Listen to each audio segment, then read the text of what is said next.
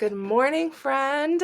Welcome back to the Ready to Rise podcast. I'm really excited about this episode today because I really want to share with you my journey. It's been on my heart to kind of do a little getting to know me type of thing, to kind of reshare my journey and just what kind of led me here. And also, this morning on Instagram, I was posting about how I love to start my day off with some kirtan music and water my plants and just kind of the sunlight, and how that kind of led me to finding my husband, which is so cool. So I want to just kind of share it all. And first of all, if you do not have like a coffee or a beverage of choice as you're listening, if you're kind of listening to this like while you're hanging out, please go grab one, because I literally have my coffee right here. For those of you watching on YouTube, you can see this really cute mug. It's the Hermit from like the tarot deck. It's so cute.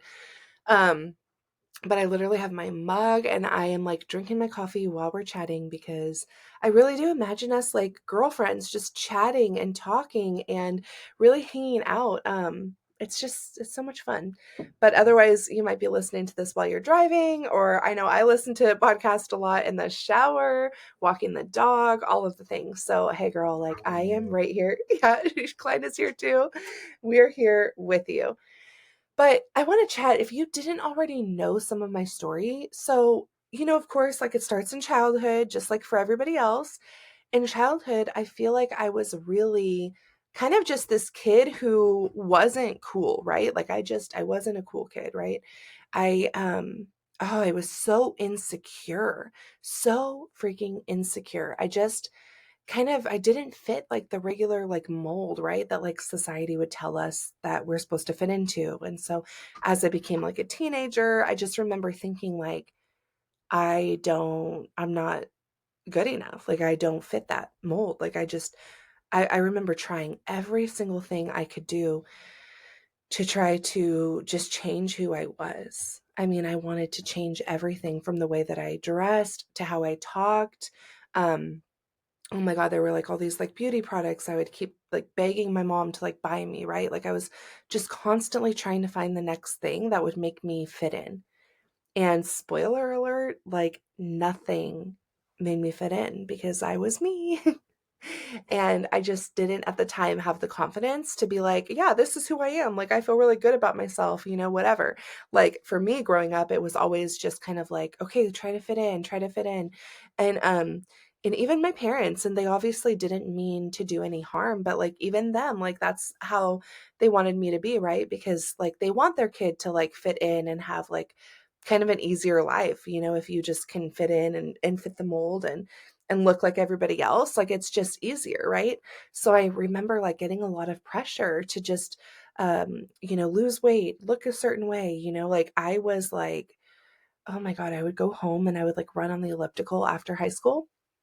I would run on the elliptical and do like 6 miles a day, just because like my body type was not small. It's not now either. And just, I was eating a lot of food, I think, to cope with like the depression and just feeling kind of low. So, anyways, just kind of led to so much like unhappiness in my life, for a long period of time. And then fast forward to me kind of finding a groove, getting in, kind of getting a little groove going. Um, as I started, college and nursing school and all of that, I feel like I'd finally kind of found like my niche, my groove, like my people, right? Like I found the other helper women, right? Like all of the women who were just like me, like, and it was so cool. Just I finally felt like I fit in, and I really started to kind of expand and find that confidence within myself.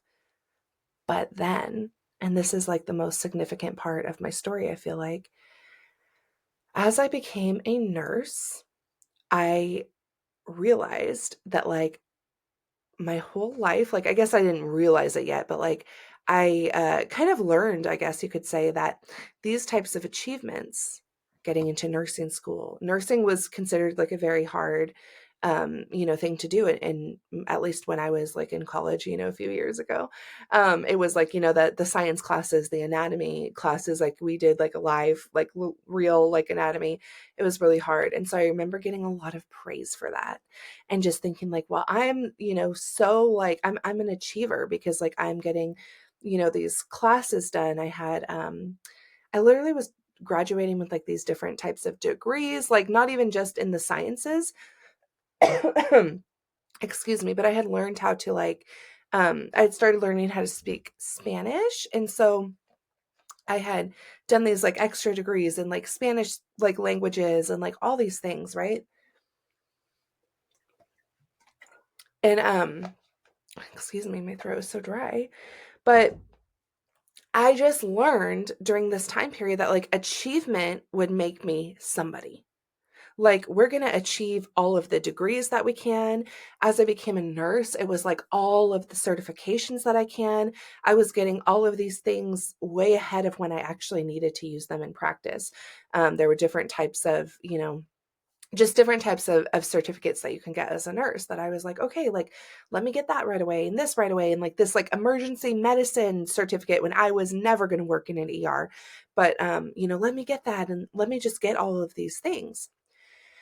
And it just became such an achievement based lifestyle because that's how I got praised. That's how I found myself right through that. Even with purchases, it became very much like I'll fit in when I have like all of these things, right? When I own all these things. If I'm driving a certain car, if I have like the nice house with a white picket fence, right? If I have like a closet full of Louis Vuittons. And I talk about this stuff a lot on the podcast because this is what happened to me. I felt like I had to have all of these types of things to be able to show up, to be able to be recognized. It became such an achievement based lifestyle where, and I think that a lot of this comes up for all of us. Like there's like these unspoken rules of like, oh, if you just drive like this car, if you go buy this, or if you shop at this store and not this kind of store, I'm not going to like give all the names, but like it just becomes this checklist, right? Where we're checking off these boxes literally that are like unspoken rules. And we're just checking them off like, okay, cool. I got the white picket fence. Oh, I got this car. I got this degree. And then I got married by 30 and had 2.2 kids the next day. Like it just becomes this whole checklist type thing that we're doing just so that we can feel like we fit in. And I wish that that wasn't the case, but it's so prevalent. It happens to a lot of us. And I got sucked into that. Like I literally I remember at night laying in bed, trying to fall asleep and just feeling so unhappy and being like, what can I do to feel happier? Like I was just like in my feels. Like I'd cry myself to sleep a lot of nights.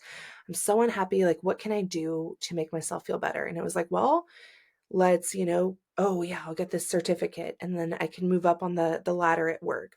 That will make me, cool. Like I'll get another initial and my name badge, at work, and it'll look really good after my name. Oh, I'll get this, other thing. Okay, that will make me feel really good. Oh, you know what? I get paid Friday. Let's just buy another purse. I think that will make me a lot happier. Oh, you know what? Like blah blah blah blah blah. Like it just kept going on and on and on to the point where I lost myself completely trying to fit all of these different molds, right? I had to work out so hard to try to get a certain body type that was like it still wasn't happening, but I was trying so hard. I would get all of the right, clothes, all of the right purses, driving the right car, like all of the right, quote unquote, right things so that I could fit in and finally feel like accepted in this like world, right? And I remember as hard as I tried to become accepted and as hard as I tried to become somebody that I'm not, the less happy I was.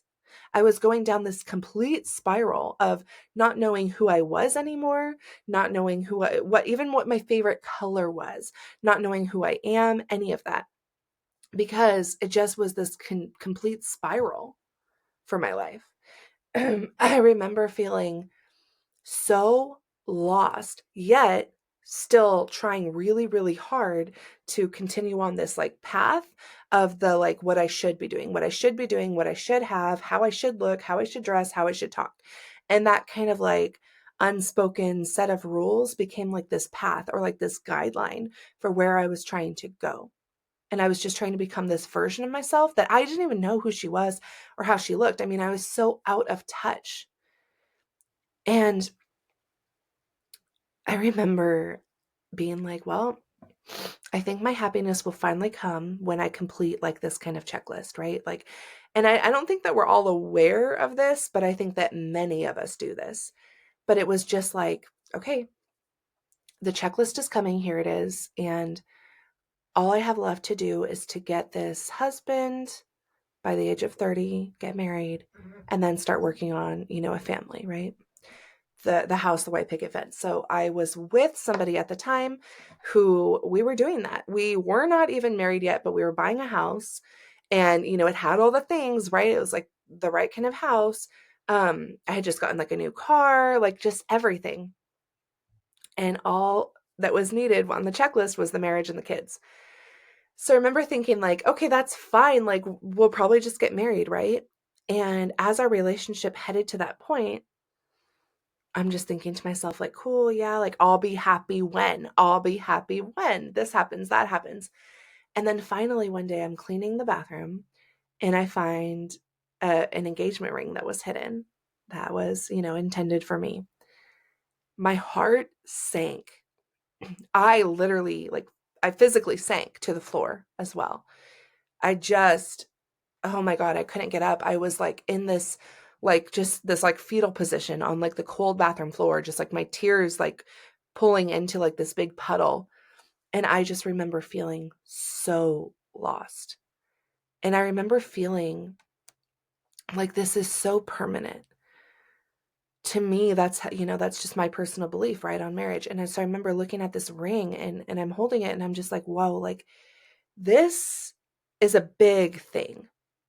This isn't really just another checklist item. This isn't really just another thing. This is like a ring. This is like a binding thing. Like this is like somebody else's life being sucked into all of this too. And on paper, everything just looked so good. He was like the kind of guy, making X amount of dollars that somebody would want me to be with. He was the kind of guy that society would pair me with. Like, and on paper, everything was fine. It looked good. But like in my heart, nothing felt right anymore. Not just him, not even just the relationship, but like the house that we were getting, the car, like everything just felt wrong in my heart. My heart was just like, I don't even recognize Audrey anymore. I don't even know who this woman is. Like, I don't even know her favorite color, right? I was just like, who is this? What is this life that I've created? Like, I've created this whole life and this whole persona of somebody that's trying to reach happiness, but I'm not happy.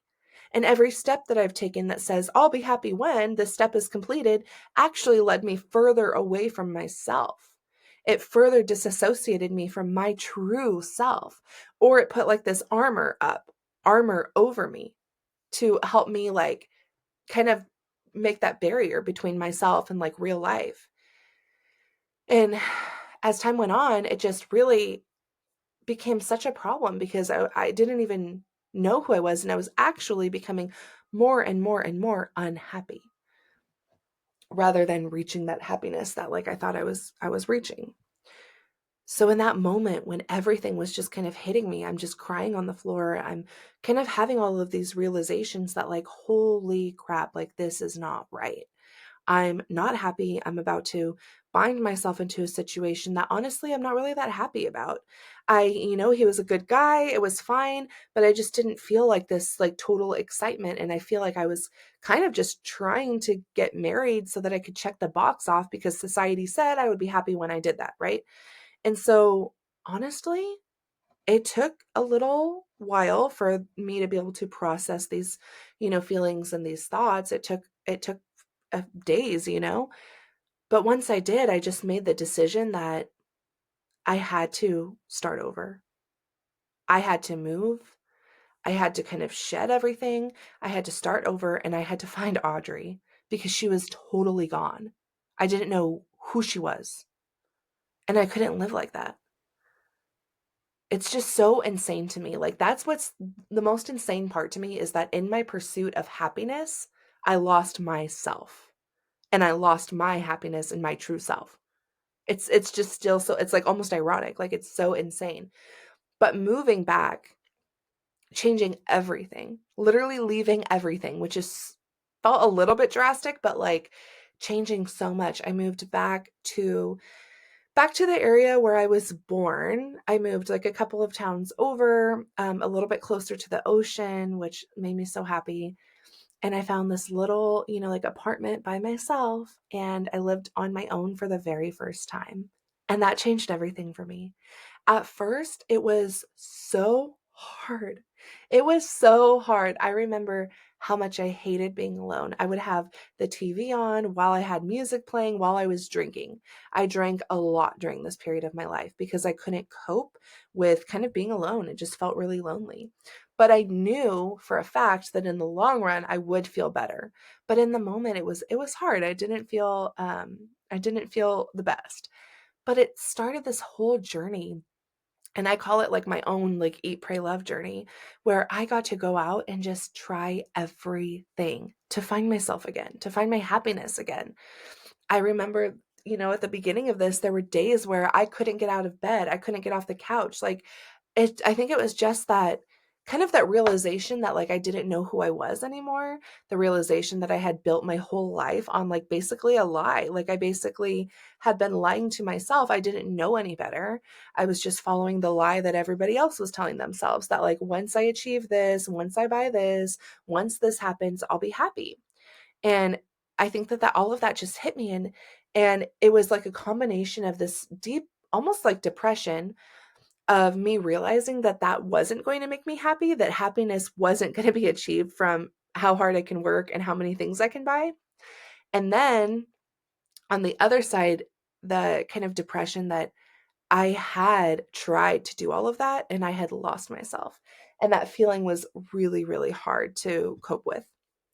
But little by little, I mean, I just like emerged. Like, it's like this, almost like this cocoon or like this hibernation period of my life where I was just so like, how do I even say? It was just resting, just kind of rejuvenating, just trying to like kind of process everything and just really cocoon. And then I started to find healing practices. I had always been a little bit like, on the inside, I had always been a little bit like wanting to do like the woo woo stuff. But I came from a family where like that would just be taboo or weird at that time. And oh my gosh, I had always wanted to like try like hot yoga or read like a, self-help book or um, whatever it may be, just any of those things. And so I remember like trying the very first yoga class I went to, and it was so relaxing. And I was like, this is why everybody does yoga. Then I remember like in the yoga class, like this is where I feel like these stories get really, really cool, and where I really want you to hear this and hear me say this, because what's really fun is your story will lead you from one thing to the next, to the next, to the next, like on purpose, back home to yourself. So like I did yoga, right? And somebody in the class was like talking about a sound bath, like a live sound bath that they had gone to in like the next town over. So I was like, okay, like I need to try that. I go to the sound bath. At the beginning of the sound bath, they're like playing some kind of music. Come here.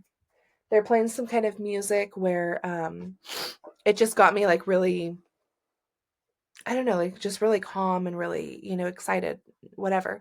Um, and this music, it turns out, is like a type of like a kirtan music where it's kind of based off of Sikhism, and it's just kind of like a meditative music, for like lack of better words. It's kind of like a chant, like a mantra that you might be singing over and over. And so crazy, because then I kind of was like feeling really like meditative, like at the beginning before they started that sound bath, right? Just kind of as people were coming in. Um, I felt like this like meditative state. And then so I start listening to this music at home on my own time, just to kind of like unwind, that type of thing.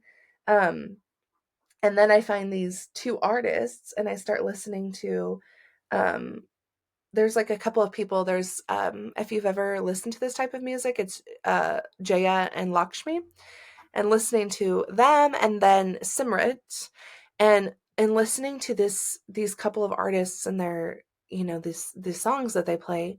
I'm just feeling calmer, and I'm feeling better, and I'm feeling happier already. And then I go to this crystal store, and at this crystal shop, I'm, just kind of like browsing and stuff. And then there's flyers. Like, you cannot make this stuff up. So I had gotten into crystals. That's like a whole other thing. But I'm at this crystal shop, and I was, just kind of looking for something. Um, looking for something. I didn't know what I was looking for, but you know that feeling when you're just like, I'm just looking for something. So I was kind of getting some like rose quartz and a couple of things. And then I'm checking out, and there's a flyer on the table for Jaya and Lakshmi. They're coming to the area I live in and putting on like a kirtan, like I guess you could call it a concert. But I was like, what is even happening? And it was on my birthday that this was happening. I'm just like, what? Like, it was just crazy. So I'm still at the point in my journey where I'm scared to do these kinds of things alone, right? So my really good friend, I ask her if she'll come with me, and she says yes. This is like the hippiest thing. Like, you're like sitting in this thing, in this like, music hall or whatever, concert hall thing, and like listening to like this super hippie music that like, it's not like, a lot of it's not even like in English. It's like Sanskrit like mantras. And so she said yes to this, and I'm just like, oh, thank God. And so we go, and it's just like so freaking cool. And it's like, then just like one thing leads to another, leads to another, leads to another. It's just so insane. I would be like at a bookstore, and the book would literally, like, I swear it would just like fall off the shelf, and I would like be like, oh, this is the kind of book that I should read today. Um and I got introduced by this, like through doing all of these different types of things and going to all these different types of places. I got introduced to so many different healing modalities. And that lit me up so much. Just going to yoga, going to different sound baths, learning EFT tapping, different types of books, that as I started to heal, I decided that, like, I love this journey of healing, coming home to myself, healing any places where I feel unworthy or anything like that, inside, that was like blocking me from just truly loving myself and truly living like a happy life. So I decided I need to help other women find this. I need to help other women feel like this. And that kicked off my journey of where I am now as a life coach for women, wanting to just help women get to this place. I became certified in so many different things. I learned a lot of like NLP techniques. I'm doing, the sound bath thing. I'm currently finishing a breathwork certification. There's just so much out there for us. There's so many tools that we can use to help us grow. And I think like the reason why I'm so passionate about this and sharing this is that I didn't like mention this earlier, but prior to that journey of me having the realization with the engagement ring, prior to that whole thing, I had tried talk therapy with 4 different therapists because I knew something was wrong. I knew that I wasn't happy. I wasn't extremely aware of like the fact that I was chasing success or achievements or, possessions to make me happier. But I knew that something was going on. Something wasn't right. I was unhappy. And I had tried going to many different therapists, and it just didn't click. Nothing that they said clicked. It was just because I can talk my way out of any problem. I'm very analytical. I'm very smart. Like, I can talk my way through whatever, right? Like, I can rationalize things quickly. I can make things up. I can say what they want me to say, right? It's like this oldest child syndrome. Like, I know what to say. I know what to do. Just, whatever. Give me the worksheet. I'll fill it out. Like, but it never helped because I feel like they couldn't really break through. And the somatic healing, bringing our body into it, bringing our cells into it, right? Like, a sound bath literally vibrates your cells and literally heals you on a cellular level. Breath work gets you in the body. You're moving the body, right? The way that you're moving everything, it gets you out of your head. It helps you to kind of get into this meditative state where we're healing from that kind of level. And that's why I've become so passionate about this type of healing, because it gets you out of your mind. It gets you out of that analytical, trying to like figure it out kind of state and into your body and into that kind of healing. And that's like, for me, that's where the real healing began. I had tried talk therapy for so long and it just wasn't sticking. And so I really needed something else. And this became my something else. And now getting to like fast forward to doing life coaching where we blend so many of these types of holistic healing practices with a little bit of like the personal growth and the personal development, which some of it is talking, right? Because like obviously we have to talk to be able to figure it all out. But I'm able to kind of blend the two practices. And I feel like that helps people with their breakthrough just so much faster. And like, I'm obsessed with this, like truly, because it changed my life. All of this changed my life. So just being able to help women on this level is amazing to me. And yeah, now fast forward, I get to really live a life that like I really do love. Like I still have a lot of days. I've struggled recently, that's I've talked about that on the podcast not too long ago. But yeah, I've struggled recently, more recently with, COVID, with the pandemic, being a COVID nurse. That was like super hard and I had to like readjust. It's like, like I don't sail boats, but this analogy is coming to mind of like readjusting the sails, and catching the wind a different way, whatever. It's like I had really worked hard to like heal myself and to be happier and to change everything. And then the pandemic hit and I worked a lot as a nurse and I saw a lot of things that like most nurses don't see early on. It was not as bad. I'm in California. It was not as bad as like New York. I cannot even imagine where I was. It was definitely not as bad, but we were still having, people our own age get extremely sick. I'll spare you the details, but this is not an episode about nursing, but yeah, I mean, it was hard, and so the burnout that came after that, it was hard. It was a lot for me to work through. I overworked myself. And so really going through that was like its own healing journey, right? But it's coming back for me. It's always been coming back to these somatic practices. I just had to find during that time, I had to find a different like string of practices that would work. This time it wasn't as much about the yoga and the sound bath. This time what helped more was like the breath work and even just getting out and like walking and clearing my mind, and just having some of those different kinds of practices. But really like me learning that these tools and these these holistic healing practices could help me that much, that has like been what I've always been able to come back to.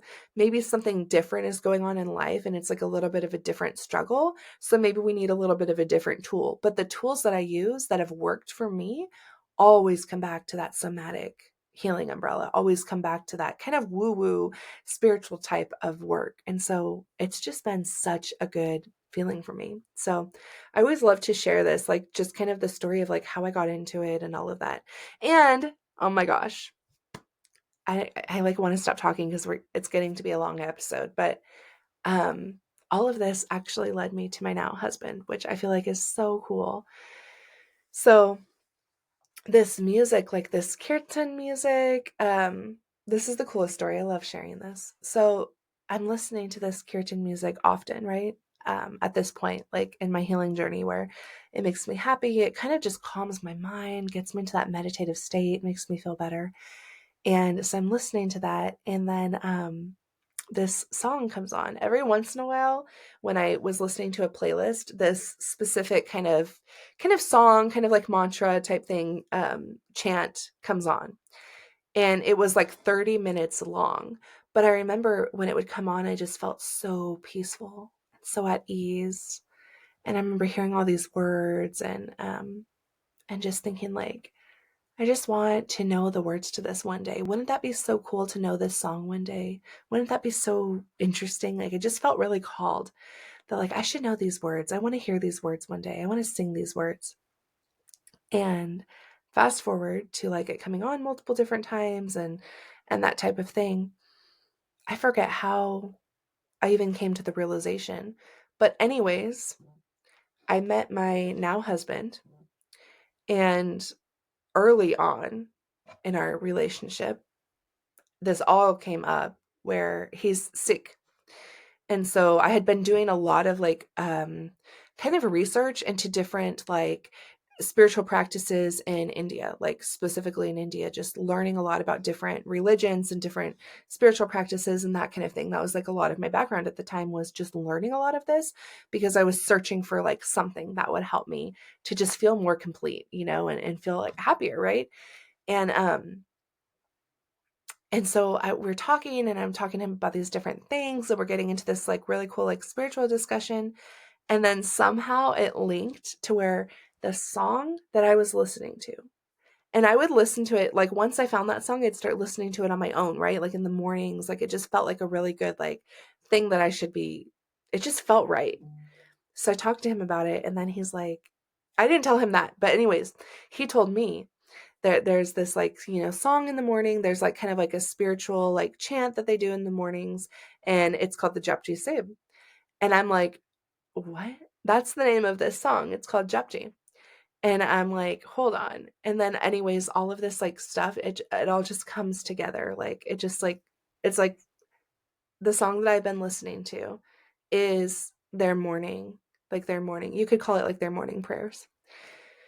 Um, that's like, yeah, it's just crazy. And then I learned the words to that, and then him and I would do that sometimes. There's actually, yeah, anyways, that's too much to get into, but it just became like this whole moment of just like coming full circle of just like, how crazy is that, this everything has been like leading me to this person. I feel like my whole journey was like, literally the yoga was here and the sound bath was here and then this music and this concert and this thing, and like everything like led me into like literally like what, some of the practices of my now husband. It's insane. But I just think, overall, like I just want to share all of this because like overall, your healing journey might lead you so far in a different direction than you thought that you were going. I thought that my happiness journey was leading me towards, all of these accomplishments and all of these different things. And it didn't. Like my happiness journey really led me back home to myself. It wasn't about what I drive, what I wear, any of that. It was just about like being happy in my own skin. To me, it's being able to show up in a room without makeup on, with a messy bun in my hair, without all of the craziness. To me, that's what my happiness is. My happiness is being comfortable in my own skin and just truly being able to like smile and just enjoy and feel light and feel happy.